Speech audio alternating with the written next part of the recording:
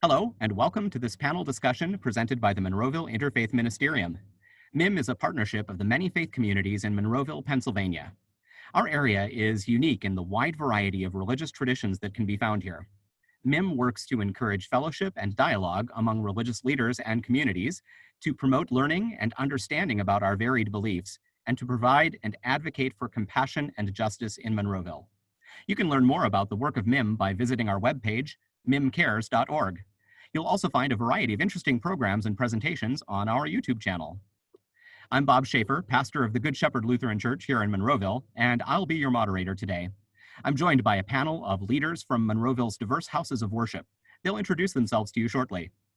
The topic for today's discussion is drawn straight from the headlines: the religious voice in times of pandemic. I'll invite each of our panelists to introduce themselves and offer a brief opening statement of about 4 or 5 minutes. We'll devote the remaining time to questions. We'll begin with Mr. Harilal Patel, who is the current president of the Monroeville Interfaith Ministerium. Harilal? Good evening. My name is Harilal Patel, and I represent Hindu Jain faith in Monroeville. Today's topic is the religious voice for taking care of our soul. Soul, as we see, is pure and always at peace.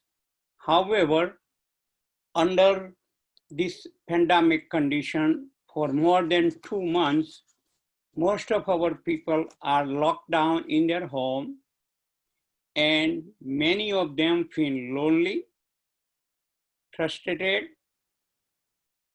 anxious, and sometimes they don't even know what to do. Under this condition, the prescription given in Hindu religion, first and foremost, is a prayer to the God. One should dedicate their time. This is a golden opportunity to think more about God and our relationship to the God. And that leads to the meditation or the yoga. So many of our people have started taking yoga classes, which are offered free all over the country, actually all over the world.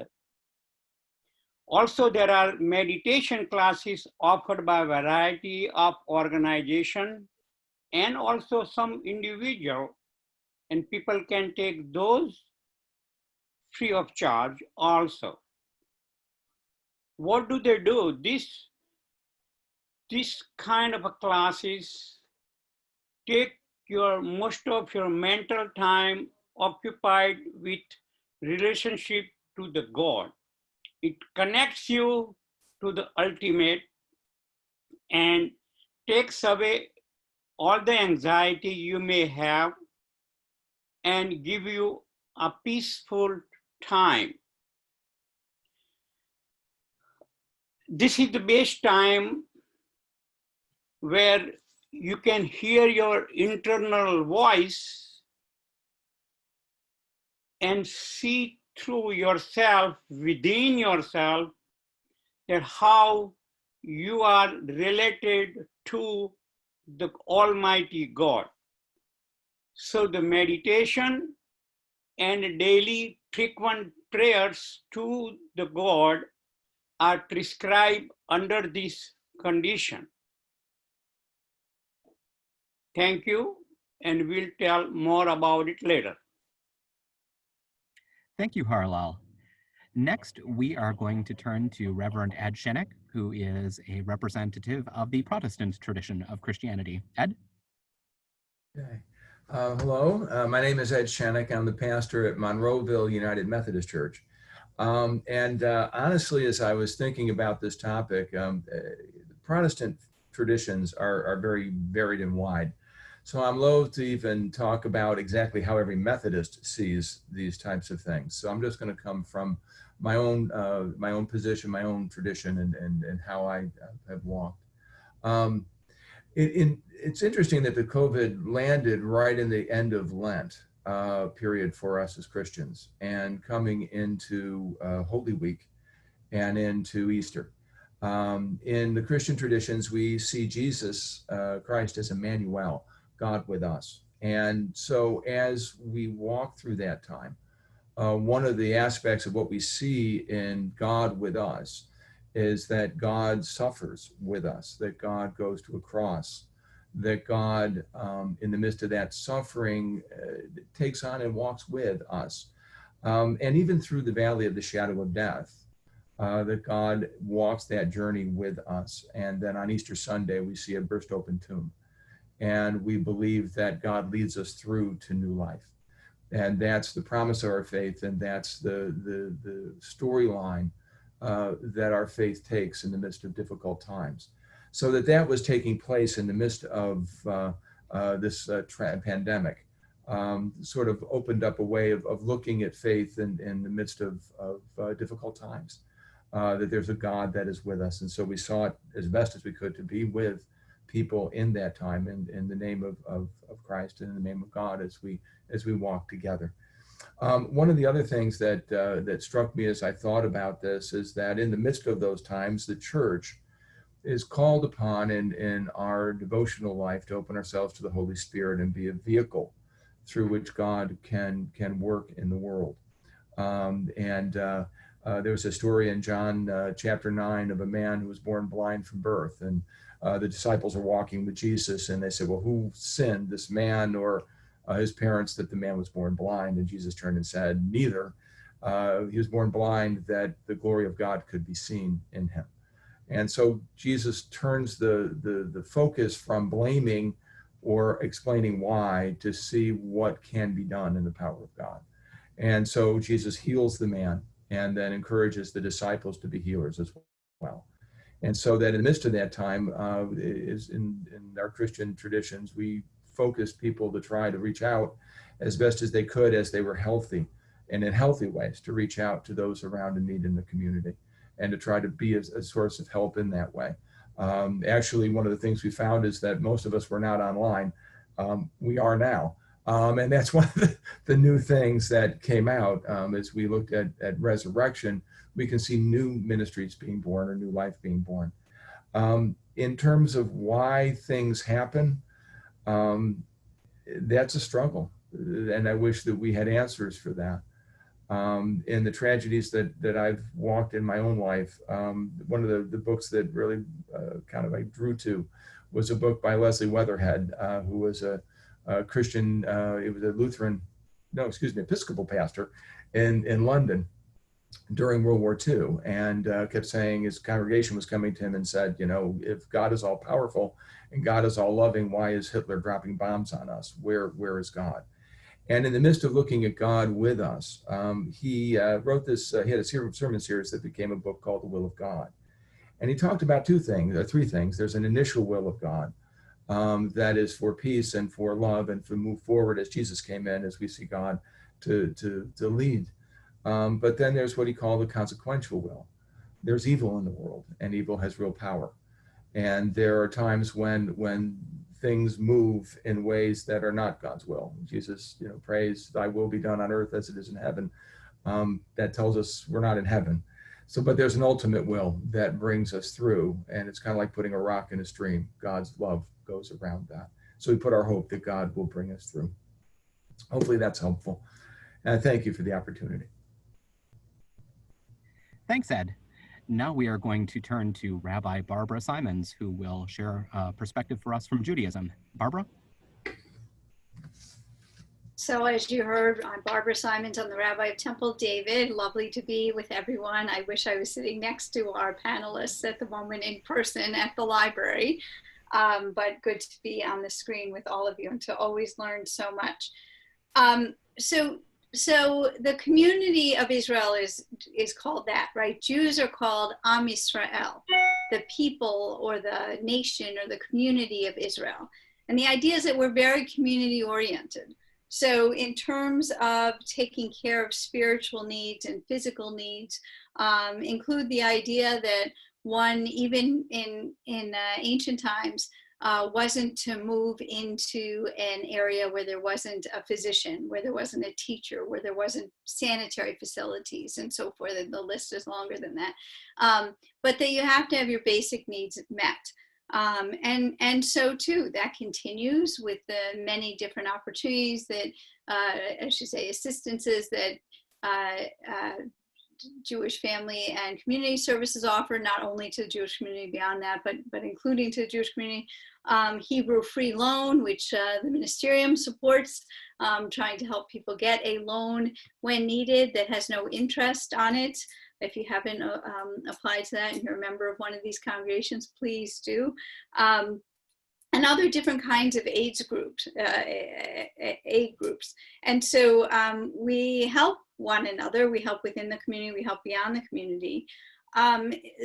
Just like was said by Pastor Ed, when we think about the timing on which this happened, we want in the Jewish community to be clear that we're not paralleling this to the 10 plagues, right? So it was just before Passover that really we're in the midst of all of this, and we don't have the belief that God brought this on because someone sinned. We don't believe that happened. However, there's a different parallel, and that is that from when Passover begins until our next holiday, Shavuot, which actually happens Thursday night, which for some of you is Pentecost, or that area of Pentecost, right? It's 50 days later.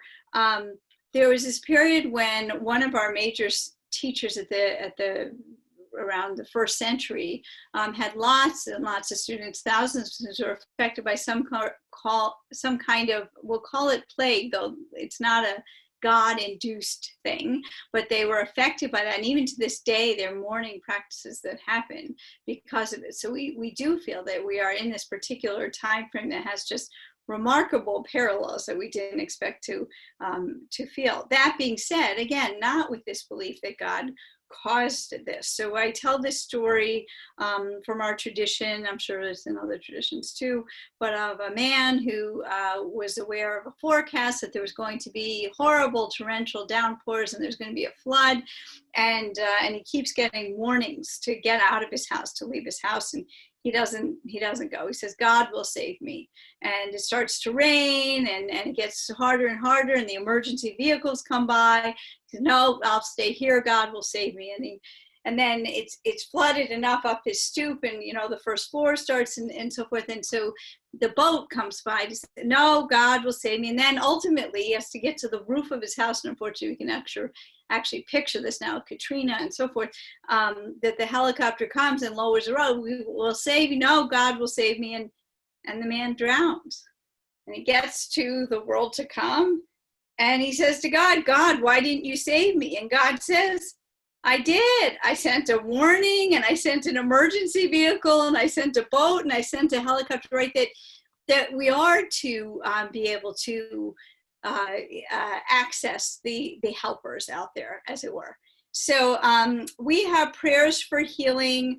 We have a daily prayer that is one that praises God for the remarkable ways our bodies do work. I think of how many people have been diagnosed with COVID and have come out of it. We might say Psalm 121. I'll just say a little bit of it. I turn my eyes to the mountains. From where will my help come? My help comes from Adonai, maker of heaven and earth. We can imagine that person, traditionally thought of as King David, but from other sources, not necessarily thought to be him, that is crying out for that help. So we have texts that give us voice. I do need to just say one final thing, and that is that the Jewish community, though, is experiencing a second plague right now. Aside from coronavirus, there is, and has been throughout history, an accusation against Jews. So anti-Semitism is thriving.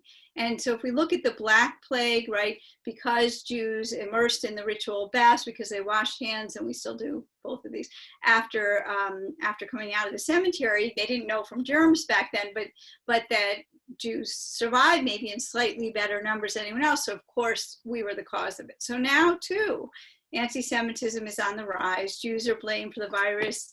various reasons, either because we reject Jesus as Christ, or we are accused of spreading COVID-19 in order to profit from the vaccines we would create. So this idea that Jews, are controlling somehow and manipulative and I mean, this horrible stuff. Plus, I just have to add in, neo-Nazis and other white supremacists have have put out the call to spread it among Jews, right? How terrifying that is, right? And lastly, comparing governments who won't reopen in the time frame that people want to Nazis and to Hitler, which of course is depleting the memory of those who were killed. So, I'll just end with this, and that's the story of a colleague of mine who, because the Jewish tradition is to bury in a prayer shawl. She's in the New York area, and they didn't have enough prayer shawls for all the Jews who have died. And so they asked for synagogues to donate prayer shawls that could be used for this purpose. So the Jewish community is just suffering on multiple levels. And I think we have to realize that, right? That things like this bring us all together, but we know that the anti-Asian sentiment is up so much. I mean, there's hatred, which I'm going to say is a second plague on top of the first. And we can't forget about that either. Thank you. Thank you, Barbara. That's a lot of food for thought. Next, we're going to turn to Ann Zhu, who is a representative of the Unitarian Universalist community. Ann? Hello. My name is Ann Zhu, and I am one of 45 members of East Suburban Unitarian Universalist Church in Monroeville, known as ESUUC. UUs, Unitarian Universalists, are people with diverse beliefs. We have no shared creed, but are united in our broad and inclusive outlook, our work for social justice, and in our values as expressed in our 7 principles. Our 4th principle supports the free and responsible search for truth and meaning. Though our roots are in liberal Christian traditions, this responsible search leads us to embrace diverse teachings from Eastern and Western religions and philosophies and beyond. UU congregations are self-governing. They can choose to join with other congregations in the Unitarian Universalist Association, the UUA. The UUA provides leadership, staff, and services, including an elected president. As the COVID-19 pandemic unfolds, which UU voices are we hearing, and what are they saying? We hear from our leadership, including the UUA president and our minister and our ESUUC board of directors. Because our congregations are self-governed, each independently responds to advice from the UUA. ESUUC's leaders have indeed told us messages that align to those from our UUA president. These voices tell us, first, amidst uncertainty and fear, we are not alone. We have each other for support. Second, follow the recommendations of public health organizations, including the CDC. And third, pay attention and take care of the marginalized groups who are extremely vulnerable during this pandemic. We hear from our fellow UUs who are people in our local congregation and folks in the greater Pittsburgh area and beyond. We gather in Zoom meetings, send messages through Facebook groups and email. With these voices, we express concerns and comfort one another. We share nuts and bolts ideas on how to practice our religion when we can't be together in person, including how to use technology to deliver worship and connect with our members, and which music and readings are now available for online worship because their copyright holders have granted permission for use. We hear from individual UUs communicating in the precious intimacy of individual phone calls. With these voices, we gift one another with deep, compassionate listening and love. And last but not least, we hear from the voices in our own hearts and heads. Internal voices which speak to each UU are unique, drawn from the Sikh sources of our living tradition, reflecting the unique spirituality of that person. My spirituality is based on compassion, gratitude, and the power of community. The internal voices which bring me comfort, strength, and joy include the voice of song, the voice of quotations, and the voice of reflection. While the first official UU voices to speak about the pandemic were top-down, the voices with long-term impact come from individual members of each UU congregation. It is the voices within each of us, which we share with one another and with ourselves, which provide comfort in times of fear and sorrow, celebration for moments of joy and awe, and inspiration to make this world, one which we are all surely living in, a more just and compassionate world. Thank you. Thank you, Marianne. Now we're going to call on Mary Safane, who is the representative of the Baha'i Faith. Mary? Thank you, and greetings. The Baha'i Faith recognizes the essential unity of humanity and highlights the interconnectedness of the world. It likens the world of humanity to a family, and it states that pain and suffering of one is felt by all, and glory of one is felt by all. It states that our crowning glory is service to humanity, to our communities, and to our neighbors. It tells us to be anxiously concerned with the needs and requirements of the time that we are living in. And so in this time of crisis, we are told to serve each other, and we are told to especially be concerned with the needs of the most vulnerable amongst us. It also tells us not to lose hope during times of crisis, because crises are always followed by victories. We mourn the loss of many lives, and we thank the physicians, the healthcare providers, the frontline workers, including the grocery store clerks and staff, for serving the community in the past 2 or 3 months when the rest of us were told to stay home, but they had to go to work and they had to provide services. We also add our voice to our sisters and brothers and ask God for assistance and aid and mitigation during this healthcare crisis. And if it's okay, I would like to close my comments with a prayer, with a Baha'i prayer. And it's short, but it asks God for assistance. And here is the prayer. Remove not, O Lord, the festal board that hath been spread in thy name, and extinguish not the burning flame that hath been kindled by thine unquenchable fire. Withhold not from flowing that living water of thine that murmureth with the melody of thy glory and remembrance, and deprive not thy servants from the fragrance of thy sweet savors breathing forth the perfume of thy love. Lord, turn the distressing cares of thy holy ones into ease, their hardship into comfort, their abasement into glory, their sorrow into blissful joy.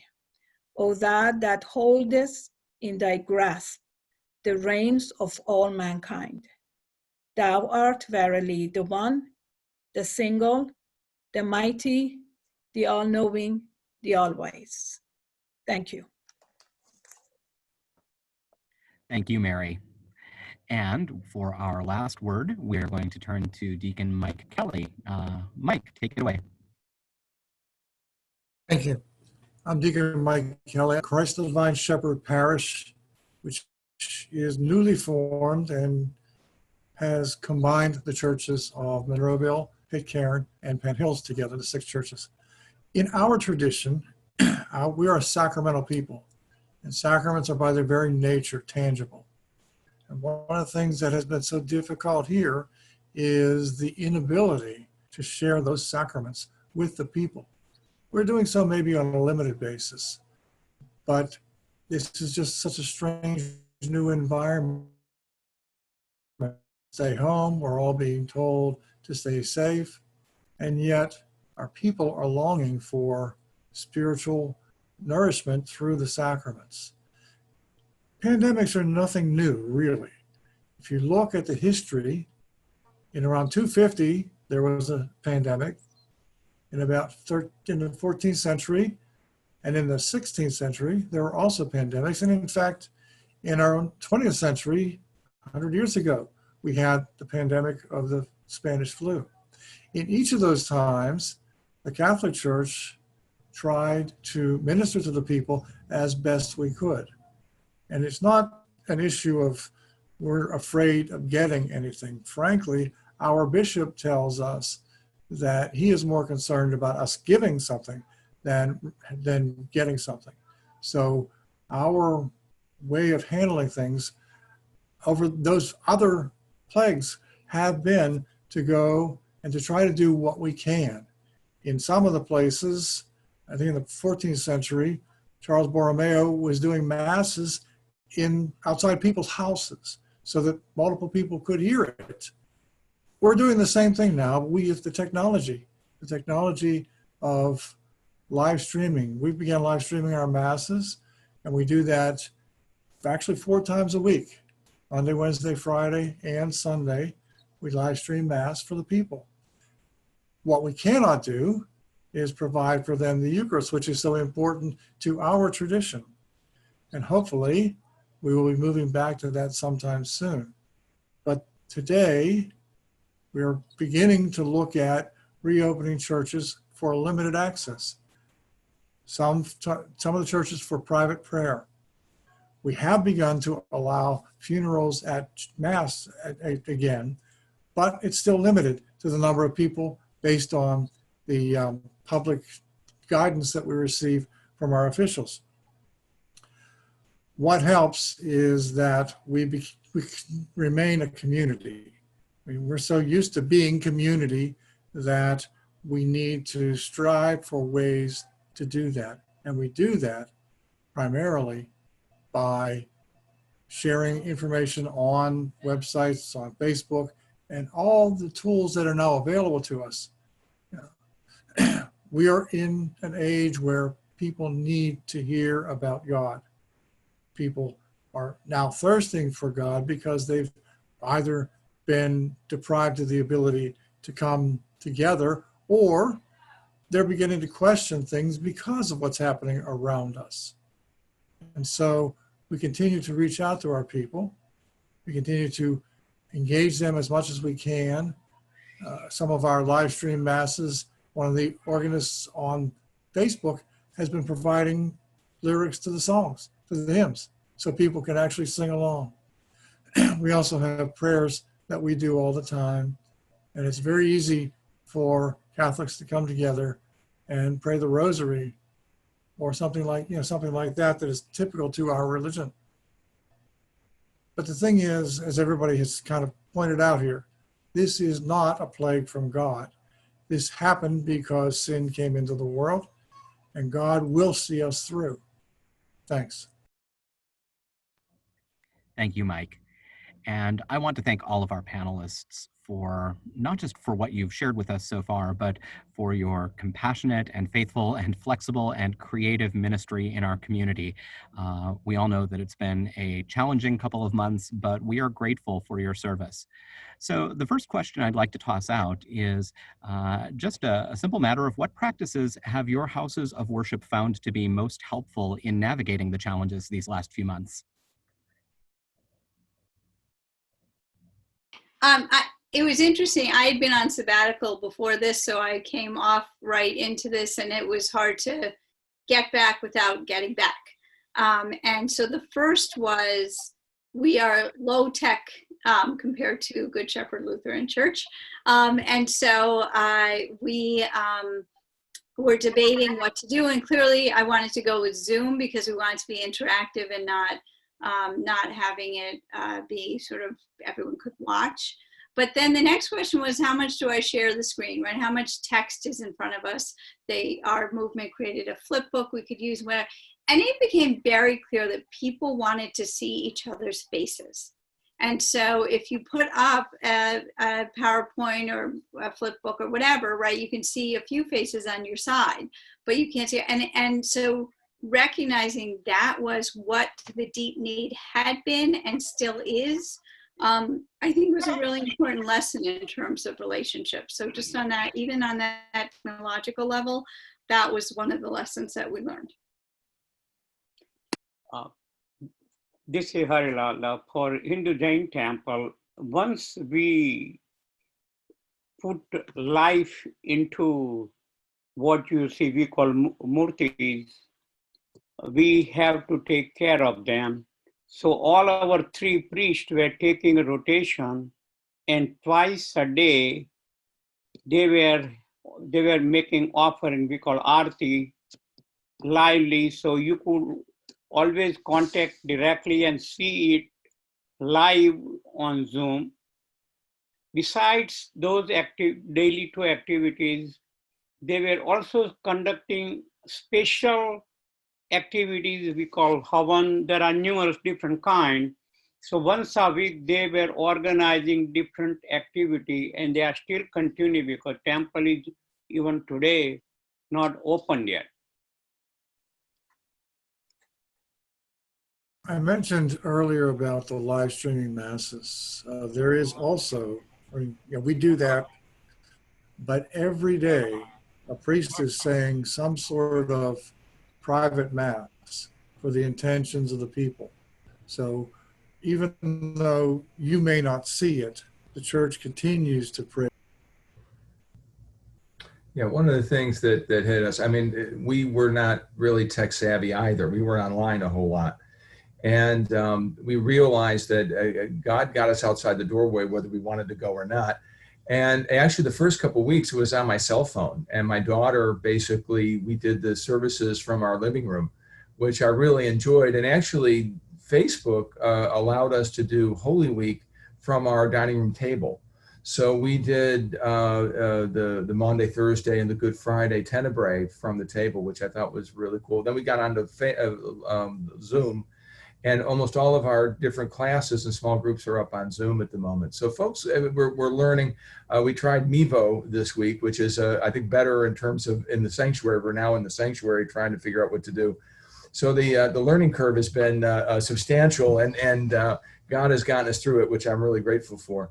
But one of the other things that I've watched is that now, while many of our parishioners and people are in need right now, and a lot of folks have lost their jobs or they're wrestling, the ones that haven't have been amazing in terms of the way they've stepped up. And we've had our sewers and our quilters doing masks, and the giving to the food pantries and the different things have really been wonderful. So that's been helpful, and people really want to help in any way that they can. So I've been very encouraged by that.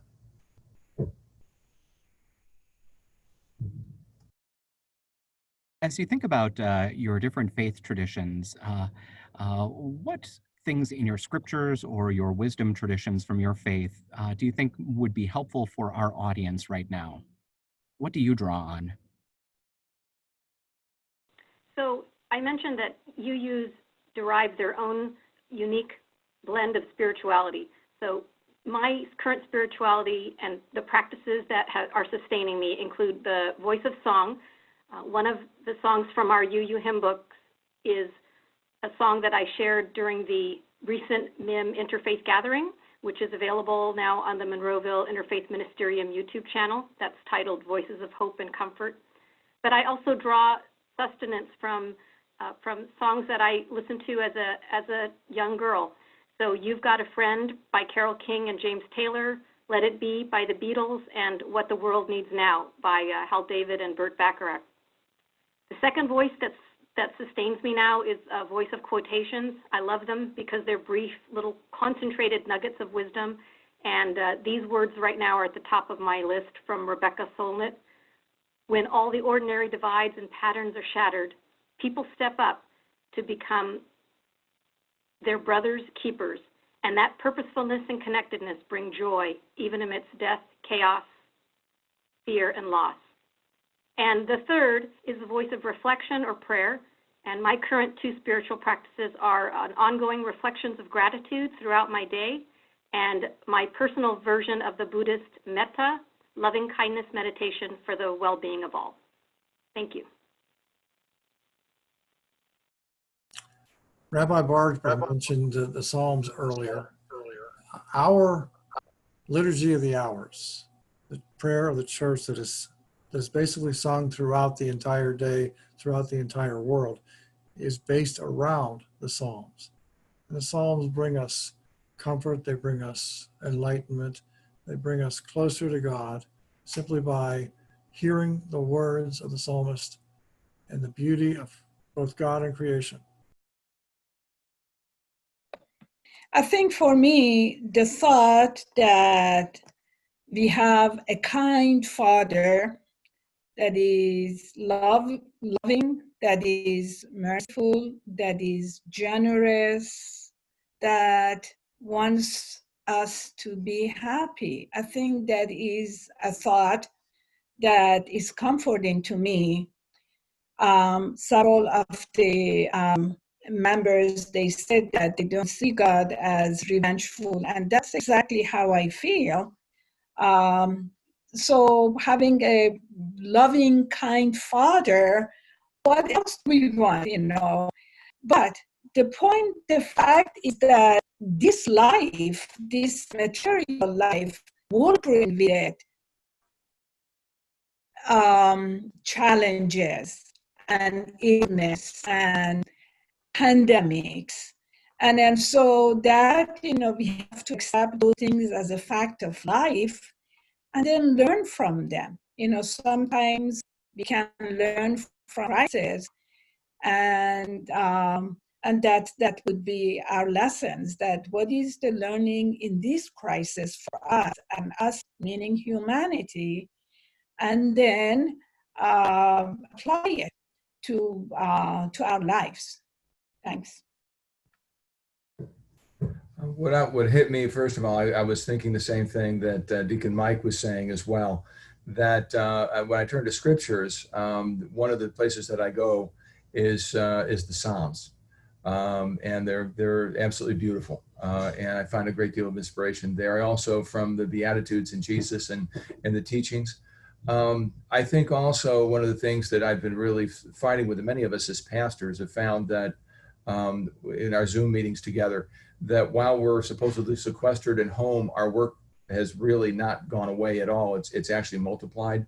To try to do it at home and to try to define where workspace is and where private space is becomes difficult. And just carving out space to be still is really important, and it's energized me. The other thing, or I try anyways, the other thing is that, and I think Rabbi Barber alluded to it, there is a rise of hatred right now. Right around the board. And one of the things that I find energizing is a message of love, and that we have the opportunity to be different as communities of faith, and to lead, and to challenge us to stand up and show a different voice in a different way, and not back off to the hatred that's out there, because it is so damaging. We have an opportunity to birth something new here. And that's why I'm really thrilled to be part of MIM. And to be able to have a voice that says, no, this isn't the way to bring life. And now is the time when it really matters. So I find that energizing.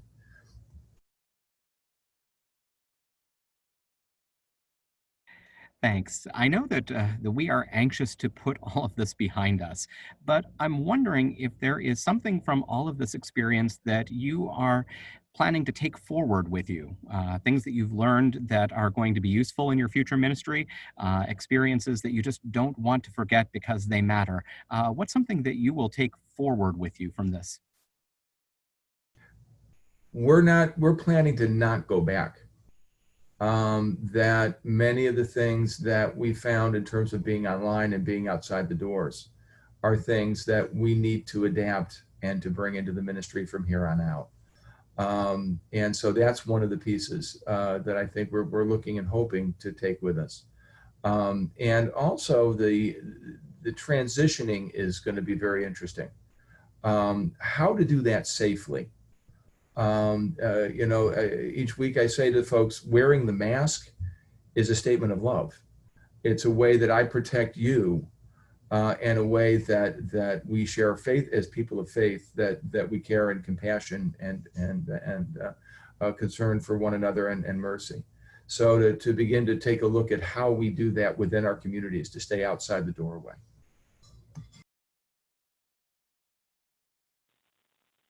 One thing that I noticed personally is, in the past, we have members who we don't see for a while, and we think of them, if they're not seen for a long time, someone will ask. But in general, from a 2-week, 3-week run, nobody is necessarily following up. So that's something that I personally will take forward, is the ministry of reaching out, especially to people that we haven't seen, because we don't know, when we don't see someone, whether they're busy, whether they might be having a lovely time vacationing with their family before we had to be locked down, or if they may be ill or in need. So definitely this has been a real good reminder to us, because this is the first time that our congregation has formally gone through and set up caring team rotations to contact every single person, and on a weekly or biweekly basis, or whatever that person would like. I agree with both of you. We want to bring technology into the future, whether someone doesn't drive at night anymore, so can't get to worship, or whether they are infirm and it's just hard to get there, whatever, or they live far away, whatever it might be, to bring that forward. And also that real basic idea that it comes down to relationships. So we too have been checking in with one another. But I also think that we want to remind everyone of the work we do through the community network, in terms of networking with our library and our food pantries and the Gateway School District and the police department and which is fabulous. And seeing the increased need, we've been really trying to make a difference. And so we try to do that at all times, and really have done some good work, and now we're continuing that. So some of what we have been doing, because we had this system in place, can work more effectively. We don't have to start gathering a group. We can continue our work and really make this difference. So I would also note that.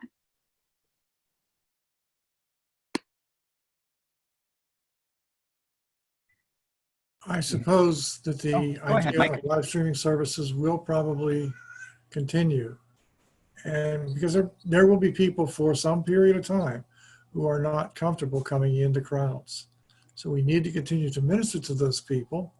I'm just reading some information from our bishop saying that as of the weekend of June 6th and 7th, we were permitted to have weekend masses again, with only 25% of our capacity, and only in churches that we can sanitize. We have our parish is, I believe, 5,000 families. 200 people in St. Bernadette's is nowhere near enough people, but we'll do what we can do. What's one thing from your faith tradition that you would like to share with people who are not from your faith tradition? Something that you think would be helpful even to somebody who does not share your faith?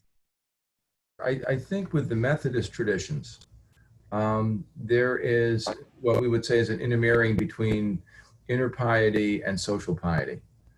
And that it's about our faith life and prayer, receiving God's love, and then sharing God's love, being active in the community in one way or another, to reach out, to make a difference in the world.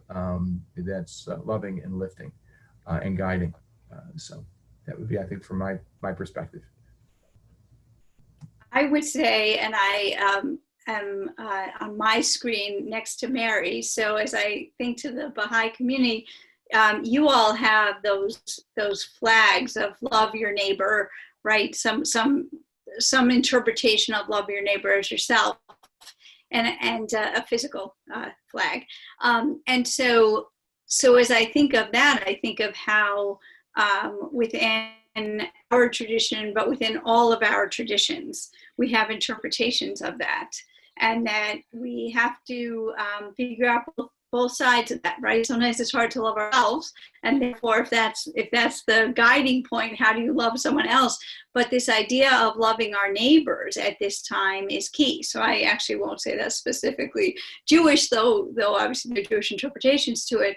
But how do we actually enact that? So similar to what Pastor Ed said as well, right? Bringing the inner to the outer and making it into action. You know, my thoughts was like yours, Barbara. And basically it is that we have to realize that because we are interconnected, if I want to improve my condition, I have to think about my neighbor. And, you know, talked about neighbor is not just the people that are on our left and our right, but globally, that, you know, our faith is, you know, we are connected to each other. So my welfare is going to be your welfare and everybody else's. And I think that's really has to become our thought process, because we saw with the COVID, basically, you know, virus from China traveled the whole world. And so none of us is immune. One of the totally new thing we did in the temple this year was number of young volunteer called on the community at large, and also our membership were people who were older than 70, 75-year-old, and called for their welfare and the well-being of it, and were able to help some people who were in real need of it during the lockout time. So I think we will continue this now forever. That's something new has come out of this lockout. Besides that, there were many other activities which we collectively as a group and community had started of preparing masks and delivering the food lunches in bags at various different places, from hospital to many other needy at large. So some of those activities will also continue in future. One of the things that I think. Go ahead, Mike. Positive, Sorry. I'm sorry. One of the things I think is positive coming out of all of this is the fact that families have been brought together.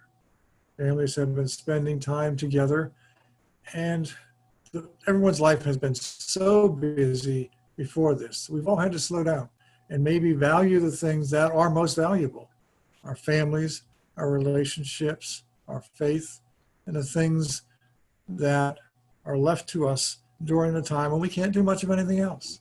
So even as the restrictions are lifted, we need to pray that people will continue to embrace family and friends and the things that are really of importance. I feel like one of the things that Zoom is teaching us all is how hard it is not to talk over each other. And I think that maybe that is a good lesson for us to take out of this too. That's going to be where we'll leave things for now. I want to thank all of our panelists for your time and your insights and your ministry. And thank you also to our viewers. All of us here at the Monroeville Interfaith Ministerium wish you health and peace and faith during this time.